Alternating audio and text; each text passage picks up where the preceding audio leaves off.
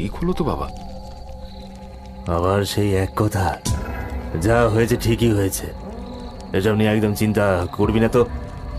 কিন্তু বাবা, মা যে বললো। আরে ছাড় তো, ওই মেয়ের বাচ্চাও বোবাই হতো, তার যে ওই মাধবপুরের মোড়লের মেয়ের সাথে আসছে বসে কি তোর বিয়ে দেবো? হ্যাঁ হ্যাঁ, দেখবি কেমন ফুটফুটে ছেলে হবে তোর।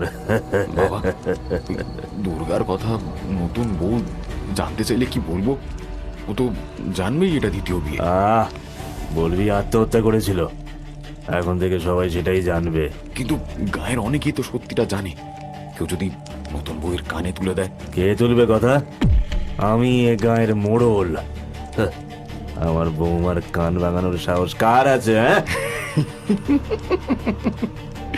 তা ঠিক বলেছ বাবা।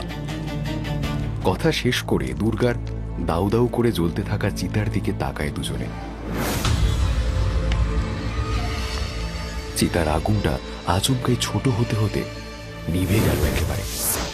ধীরে ধীরে স্পষ্ট হয়ে উঠছে তার হাত, পা, মুখ, মাথা, এমনকি লম্বা চুলের রাশি।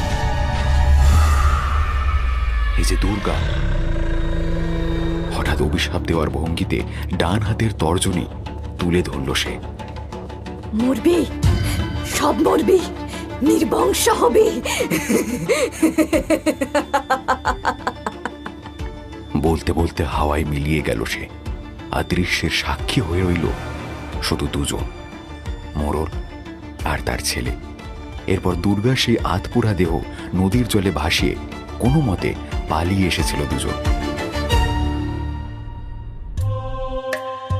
পাহাড়পুর গ্রামের মোড়ল বিষ্ণু নারায়ণের একমাত্র ছেলে ভিদু প্রসাদ দ্বিতীয়বার বিয়ে করে নতুন বউ মিতুকে নিয়ে ঘরে ঢুকছে।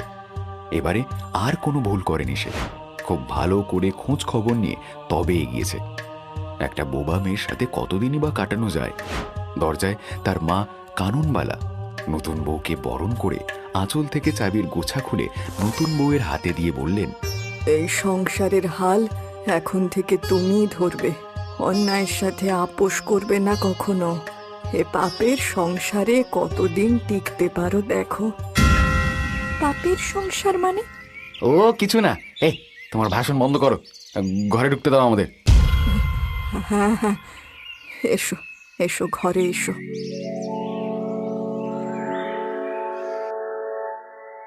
বিয়ের পর কেটে গেছে বেশ কিছুদিন।